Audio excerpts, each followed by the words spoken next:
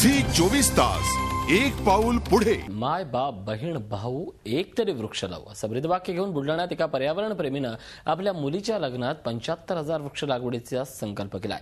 त्याच्या उपक्रमाला सर्व स्तरातून चांगला प्रतिसाद मिळतोय।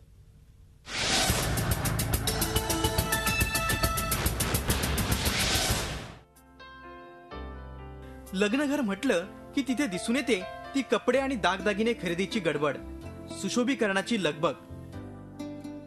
मात्र खामगाव तालुक्यातील शिरसगावच्या बळीराम वानखेडेंच्या घरी मात्र वेगळंच दृश्य बघावयास मिळतंय। मुलगी शीतल हिचा 14 जुलै रोजी विवाह सोहळा आहे, परंतु घरातील सर्वच महिला वर्ग विविध वृक्षांच्या बिया पाकिटात भरताना दिसून येत आहेत। वानखेडे हे व्यवसायाने पत्रकार आहेत, पर्यावरण प्रेमी सुद्धा आहेत।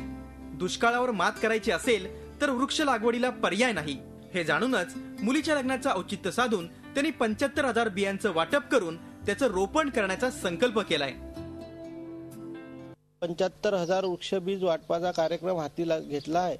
या कार्यक्रमात सर्वांचं सहकार्य मोलाचं आहे। मी प्रत्येक माझ्या हितचिंतकांना पत्रिका देऊन 2000 पत्रिकेसोबत 65,000 बियाचे वाटप करीत आहोत। पर्यावरणाचा समतोल राखण्यासाठी वानखेडे परिवार राबवित असलेला हा उपक्रम ग्रामस्थांनाही आवडला आहे। या पत्रिकेसोबत या बियाण्यांचं वाटप त्यांचं सुरू आहे। खरोखरच हा त्यांचा उपक्रम प्रशंसनीय उपक्रम आहे। वातावरण आणि पर्यावरण याचा समतोल राखण्यासाठी या वृक्ष लागवड करण्याची अत्यंत आवश्यकता आहे। जवळपास 1 लाख बिया वानखेडे परिवारानं जमा केल्या आहेत। निसर्गाची वाढ व्हावी यासाठी आम्ही हा कार्यक्रम हाती घेतलेला आहे।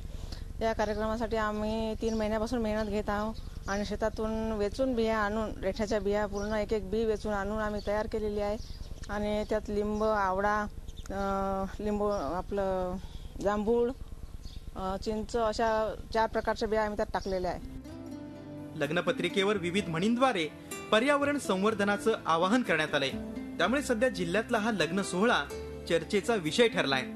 संतोष लोखंडे, झी मीडिया, बुलढाणा।